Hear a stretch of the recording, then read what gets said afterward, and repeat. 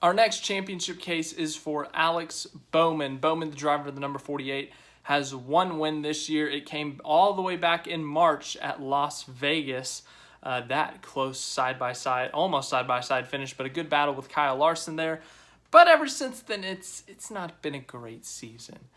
He does have a good amount of top 10s. He has 10 top 10s, so that's good, but only 3 top 5s. He's only led 29 laps on the season, so he has not quite been there with his other Hendrick teammates, whether it's Kyle Larson, Chase Elliott, and even William Byron. He has more top 10, double the top 10s of Byron, but he's not led as many laps. He's not won as many stages, only one stage win.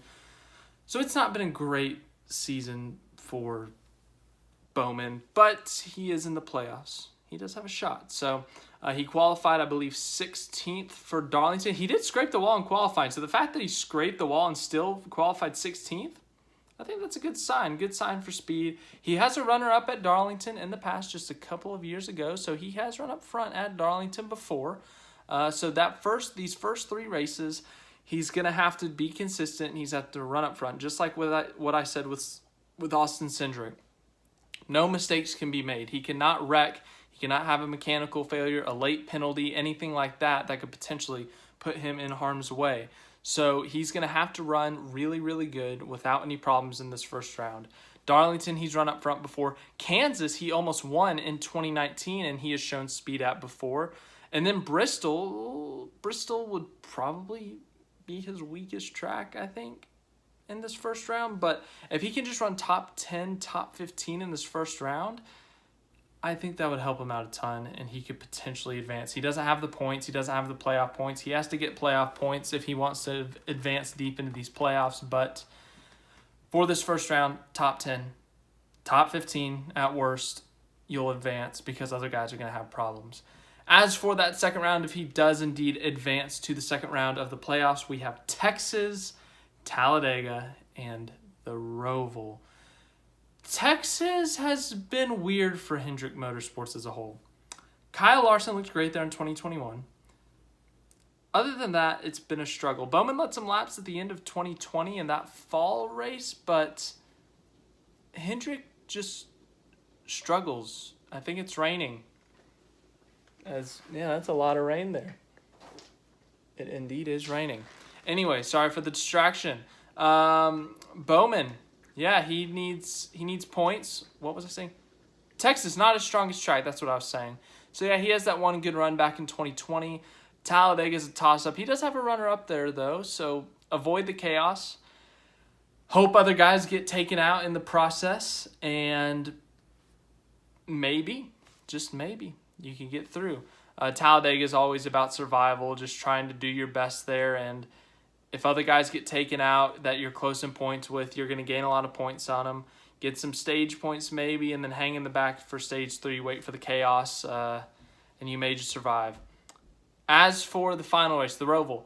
The Roval, for some reason, Alex Bowman's been really good at. He has a runner-up finish there.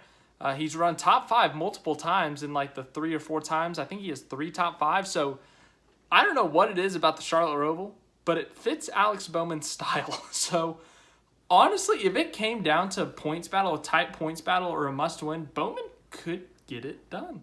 Hendrick Motorsports as a whole is great at road courses. Chevrolet's great at road courses. And Alex Bowman's really good at the Roval.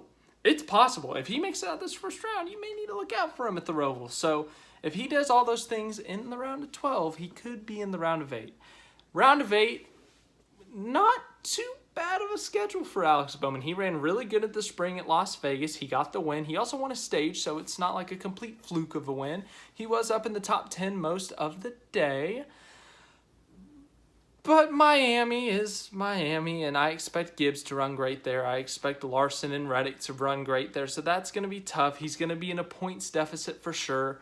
If he has one mediocre race, top 15 at worst, then he's still going to be a big chunk of points behind. But Vegas is a possibility to win, and also Martinsville. Remember Martinsville. Alex Bowman's the defending winner there. If Alex Bowman can get into the round of 8, he could win one of those races. He could win at Vegas or Martinsville. I'd say those are the 2 possibilities. His teammate won Martinsville back in the spring. Another teammate of his ran really good, led 100-something laps. So Hendrick is really good at Martinsville. Alex Bowman's the defending winner at Martinsville. He's the most recent winner at Las Vegas. If he gets into that round of 8, he may be able to do it. He may be able to get into that championship 4. As for the championship 4, Phoenix, he finished 14th in the spring.